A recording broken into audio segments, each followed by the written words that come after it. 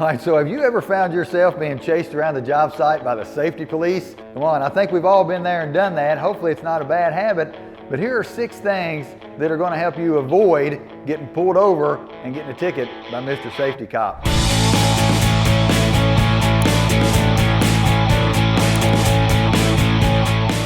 Number 1, hey, it's hard to find me without a pair of safety glasses.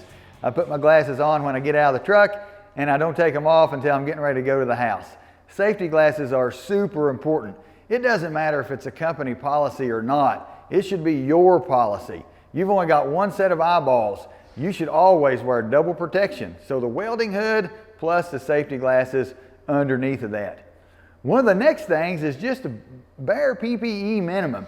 If you're going to be welding a lot, think about having a bandana on your neck. If you go to do a lot of overhead work, I guarantee you're going to get that raw sunburn triangle right at your throat, even if you try to button that color.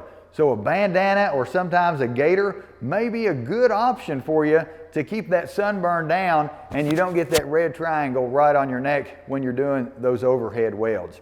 Next, think about the clothing that you wear. You don't have to have a nice fancy starched shirt, although those are great. However, you do need a shirt that's not all frayed and nastied up. Even if it's an FR shirt, those things are fire resistant. They're not going to be completely fireproof, all right? So if they're frayed up, then they can still sort of ember a little bit and get some burning going on.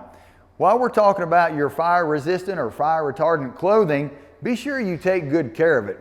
If you just throw your FR clothing in the laundry with one of these pods and it's got all the fabric softener and stuff in there, you're going to degrade some of the compounds that make that clothing a little bit better than just a regular old cotton denim shirt. So keep your clothing in good shape. You know, some people like to wear their shirts out, some people like to wear their shirts tucked in. Whether you like one or the other, make sure that your shirt is a good fitting shirt. If you have a loose fitting shirt and you happen to be using a wire wheel on a grinder, then there's a chance that the wind is going to blow the tail of that shirt right up into that grinder and get you caught up in there. So that's something that you may want to keep in mind as well. Following all the way down, your jeans and your pants need to not have frays or holes in them. And finally, your boots. You know, most of us old time guys just say steel toe boots, but in today's industry, a lot of people will accept the composite toe boot. So make sure that you're wearing the appropriate safety attire on your feet. Some companies require metal tarsal, some companies require steel toe, other companies will allow you to have a composite toe. So just be sure that whichever way you choose is the best for your company. Make sure the boots are comfortable. I personally like a wedge sole boot. Some people like a heel, other people like a lace up. Some companies are going to have different things that they require. So that leads us right into the company policy. Hey, when you hire into these companies, you're going to be signing this and doing that. Make sure you read the fine print because a lot of these companies are going to have different little rules. I know there are certain companies that won't allow you to grind with your welding helmet on because some welding hoods aren't rated for grinding. Other welding hoods are rated for grinding. And simply put, the company doesn't want to have to police, is your welding hood rated for grinding or is your welding hood rated for welding only? So they're going to say, whenever you're welding, you wear a welding hood. Whenever you're grinding, you got to take the welding hood off and use a face shield. You can't just flip the lens. So make sure that you're following company policy. I know some companies that require Kevlar type cut resistant gloves if you're using any type of utility knife to open a package or a box. So again, it's very, very specific. Holding the handrail with both hands, using the pedestrian door, not walking in the garage door, the way you park in the parking lot, the way you enter and exit security. All these little things are going to keep you on the job site with the company policy. And when you're thinking of company policy, be sure that your tools are going to be the type of tool that meet the requirement.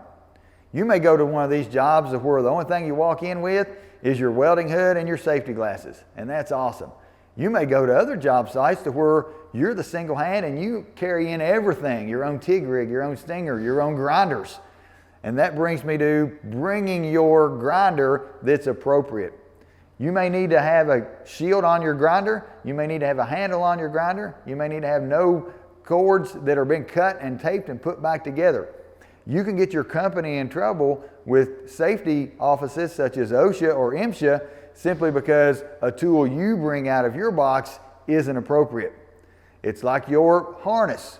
Maybe your harness has been inspected and you love it and it's great, but there's a welder burn on that. When the safety inspector sees that welder burn, that may deem your harness as a rejectable harness and you didn't even realize that. So if you want to stay out of trouble, if you don't want to get pulled over by the safety police, follow these tips and make sure you're following company policy. Keep yourself safe. If you're keeping yourself safe, you're keeping everyone around you safe, and everybody will go home with all their digits. So have a good day. Follow the company policy. Don't get caught by the safety police. So hopefully you guys like this video. We'll be putting out more videos on our YouTube channel, so subscribe to that. And also check out our website. We have links and we also have shop for clothing and a virtual tour. Until next time, see you there.